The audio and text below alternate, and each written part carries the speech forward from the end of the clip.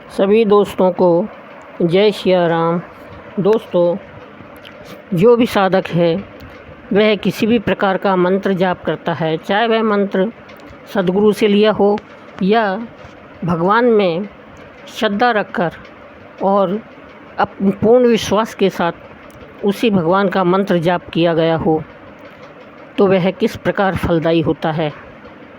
तो एक बार सद्गुरु से मंत्र मिल गया, फिर उसमें शंका नहीं करनी चाहिए। मंत्र चाहे जो हो, किंतु यदि उसे पूर्ण विश्वास के साथ जपा जाए तो वह अवश्य फलदायी होता है। किसी नदी के तट पर एक मंदिर में एक महान गुरुजी रहते थे। तो सारे देश में उनके सैकड़ों हजारों शिष्य थे। अपना अंत समय समझकर गुरुजी ने एक बार अपने सब शिष्यों को देखने के लिए बुलाया। अब गुरुजी के विशेष कृपा पत्र शिष्य गण जो सदा उनके पास में रहते थे, चिंतित होकर रात दिन उनके पास ही रहने लगे। उन्होंने सोचा, ना मालूम कब और किसके सामने गुरुजी अपना वह रहस्य प्रकट कर दे जिसके कारण वे इतने पूजे जाते हैं। तो वह अवसर न जाने देने के लिए रात दिन शिष्यगण उन्हें घेरे रहने लगे। वैसे तो गुरुजी ने अपने शिष्यों को अनेक मंत्र बतलाए थे, किंतु शिष्यों ने उनसे कोई सिद्धि प्राप्त नहीं की थी। अतः उन्होंने सोचा कि सिद्धि प्राप्त करने के उपाय को गुरुजी ने छिपाए रखा है, जिसके कारण गुरुजी का ज्ञान और मान इतना है। तो गुरुजी के दर्शन करने के लिए शिष्यगण बड़ी दूर दूर से आए और बड़ी आशा से रहस्य के उद्घाटन का इंतज़ार करने लगे। एक बड़ा नम्र शिष्य था जो नदी के दूसरे तट पर रहता था। वह भी गुरुजी का अंत समय निकट जानकर और दर्शन के लिए जाने लगा, किंतु उस समय नदी में बाढ़ आई हुई थी और जल की धारा इतनी तेज़ थी कि नाव भी नहीं चल सकती थी। शिष्य ने सोचा, जो भी हो मुझे चलना ही होगा, क्योंकि कहीं ऐसा ना हो कि दर्शन पाए बिना ही गुरुजी का देहांत हो जाए। वह जानता था कि गुरुजी ने उसे जो मंत्र दिया है वह बड़ा शक्तिशाली है और उसमें सब कुछ करने की शक्ति है। ऐसा विश्वास करके श्रद्धापूर्वक मंत्र जपते हुए वह नदी के जल पर पैदल ही चल कर आया। गुरुजी के अन्य सब शिष्य उसकी यह चमत्कारिक शक्ति को देखकर चकित हो गए। उस शिष्य को पहचानते ही उन्हें याद आया कि बहुत दिनों पूर्व यह शिष्य केवल एक दिन रहकर चला गया था। सब शिष्यों को हुआ कि अवश्य गुरुजी ने इसी को मंत्र का रहस्य बतलाया है। अब तो सब शिष्य गुरुजी पर बहुत ही बिगड़े और बोले, आपने हम सब को धोखा क्यों दिया? हम सब ने बरसों आपकी सेवा की और बराबर आपकी आज्ञाओं का पालन किया, किंतु मंत्र का रहस्य आपने एक ऐसे अज्ञात शिष्य को बता दिया जो केवल एक दिन सो भी बहुत दिन पहले आपके पास रहा। गुरुजी ने मुस्कुराकर सब शिष्यों को शांत किया और आए हुए नम्र शिष्य को पास बुलाकर आज्ञा दी कि वह उपदेश जो उसे बहुत दिन पहले दिया था यहाँ सब शिष्यों को सुना दे। गुरुजी की आज्ञा से शिष्य ने कुड़ु कुड़ु शब्द का उच्चारण किया तो पूरी शिष्य मंडली चकित हो उठी। फिर गुरुजी ने कहा, देखा, इन शब्दों में इस श्रद्धावान शिष्य का विश्वास था कि गुरुजी ने सारी शक्तियों का भेद बतला दिया है। इस विश्वास, एकाग्रता और भक्ति से इसने मंत्र का जप किया तो उसका फल भी इसे मिल गया। किंतु तुम लोगों का चित्त सदा संदिग्ध रहा और सदा यही सोचते रहे कि गुरुजी अभी भी कुछ छिपाए हुए हैं। यद्यपि मैंने तुम लोगों को बड़े चमत्कारपूर्ण मंत्रों का उपदेश दिया था, किंतु रहस्य छिपाए रखने के संदेह युक्त विचारों ने तुम लोगों के मन को एकाग्र न होने दिया और मन को चंचल किए रखा। तुम लोग सदा मंत्र की अपूर्णता की बात सोचा करते थे। अनजानी भूल से जो तुम सबने अपूर्णता पर ध्यान जमाया तो फलस्वरूप तुम सभी अपूर्ण हो गए। किसी ने ठीक ही कहा है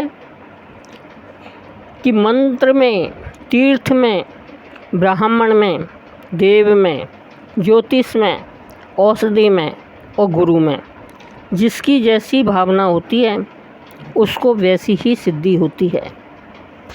दोस्तों, सद्गुरु से प्राप्त मंत्र को विश्वासपूर्वक तो जपें ही, साथ ही यह भी ध्यान रखें कि जप 10 अपराध से रहित होना चाहिए। किसी महात्मा ने कहा है, राम नाम सब कोई कहे, दशरथ कहे न कोय, एक बार दशरथ कहे, कोटि यज्ञ फल होय। राम राम तो सब कहते हैं, किंतु दशरथ अर्थात 10 नाम अपराध से रहित नाम जप नहीं करते। यदि एक बार भी 10 नाम अपराध से रहित होकर नाम ले ले तो कोटि यज्ञों का फल मिलता है। प्रभु नाम की महिमा अपरंपार है, अगाध है, अमाप है, असीम है। तो तुलसीदास जी महाराज तो यहाँ तक कहते हैं कि कलयुग में ना योग है, ना यज्ञ है और न ही ज्ञान, वरन एकमात्र आधार केवल प्रभु नाम का गुणगान ही है।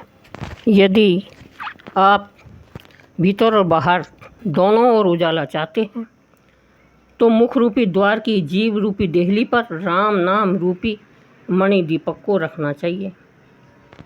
अतः जो भी व्यक्ति राम नाम का, प्रभु नाम का पूरा लाभ लेना चाहता है तो उसे 10 दोषों से अवश्य बचना चाहिए। ये 10 दोष नाम अपराध कहलाते हैं। वे 10 दोष कौन कौन से हैं? शास्त्रों में आता है, पहला सत्पुरुष की निंदा, दूसरा असाधु पुरुषों के आगे नाम की महिमा का कथन, तीसरा भगवान विष्णु तथा भगवान शिव में भेद बुद्धि रखना, चौथा श्रुति वाक्य में अश्रद्धा, पांचवा शास्त्र वाक्य में अश्रद्धा, छठा गुरु वाक्य में अश्रद्धा और सातवां भगवान नाम में अर्थवाद का भ्रम। नाम महिमा केवल स्तुति मात्र है, ऐसा भ्रम है। आठवां है, अनेक पापों को नष्ट करने वाला नाम मेरे पास है। इस विश्वास से निषिद्ध कर्मों का आचरण और इसी विश्वास से विहित कर्मों का त्याग तथा 10वां अन्य साधनों या शास्त्र विहित कर्मों के साथ भगवान के नाम की तुल्यता जानना। ये 10 भगवान शिव और भगवान विष्णु ने जप में नाम अपराध बताए हैं। तो पहला अपराध है सत्पुरुषों की निंदा। यह पहला नाम अपराध है।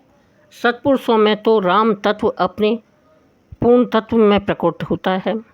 यदि सत्पुरुषों की निंदा की जाए तो फिर नाम जप से कोई लाभ प्राप्त नहीं किया जा सकता। तुलसीदास जी, नानक जी, कबीर जी जैसे संत पुरुषों ने तो संत निंदा को बड़ा भारी पाप बताया है।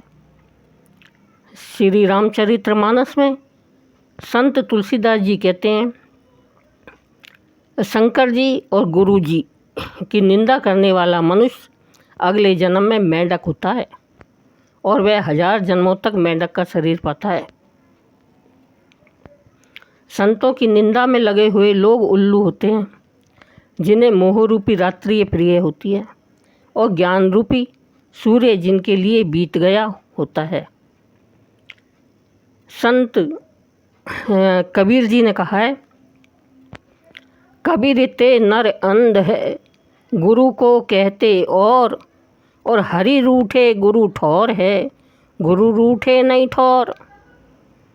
सुखमनी में श्री नानक जी के ही वचन हैं। संत की निंदा करने वाला महा अत्याचारी यानी बड़ा पापी होता है। संत का निंदक एक क्षण भी विश्राम नहीं पाता, वह भटकता रहता है। संत का निंदक महा हत्यारा होता है। संत के निंदक को ईश्वर की मार पड़ती है। संत का निंदक सदा कष्ट सहता रहता है। संत का निंदक कभी न जीता है न मरता है। संत के निंदक की आशा पूर्ण नहीं होती। संत का निंदक निराश होकर मरता है। दूसरा अपराध है असाधु पुरुष के आगे राम की महिमा या नाम की महिमा का कथन नहीं करना चाहिए।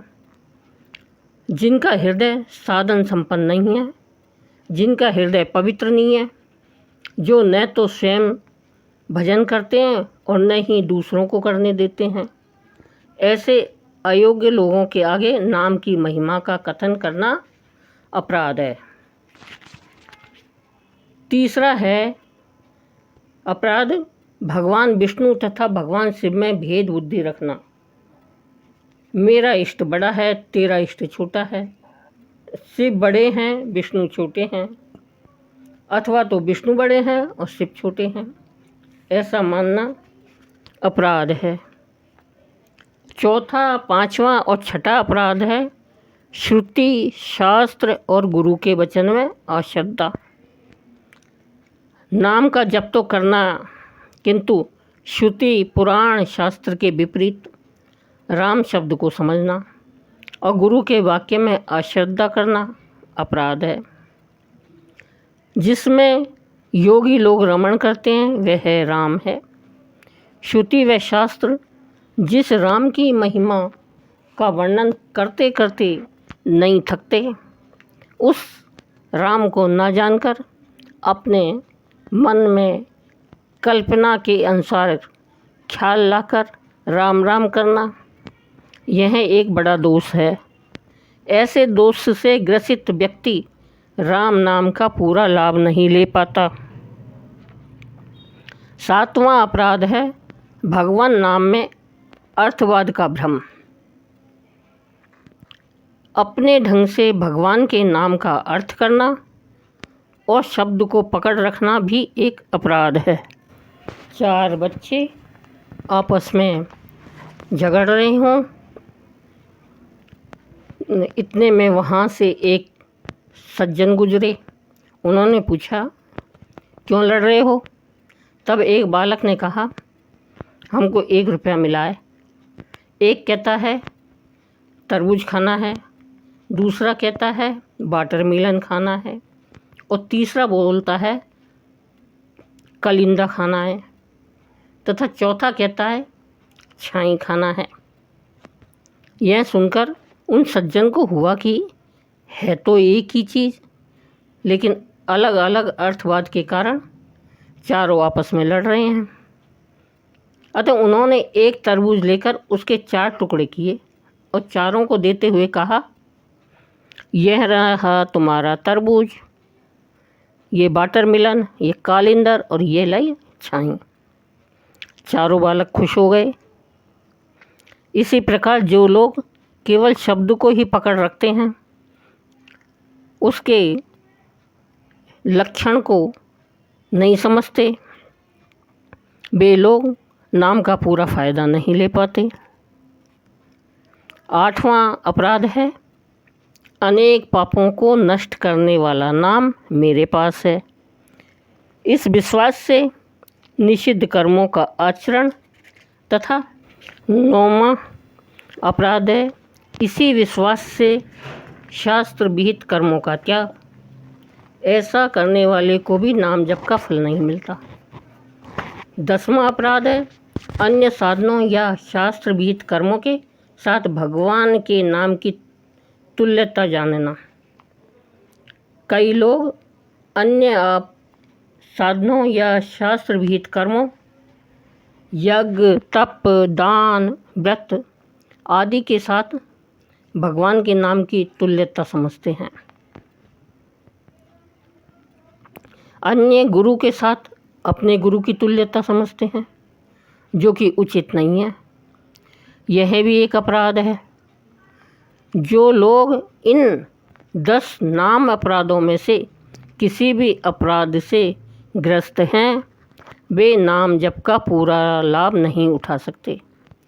किंतु जो इन अपराधों से बचकर श्रद्धा, भक्ति तथा विश्वासपूर्वक नाम जप करते हैं वे अखंड फल के भागीदारी होते हैं।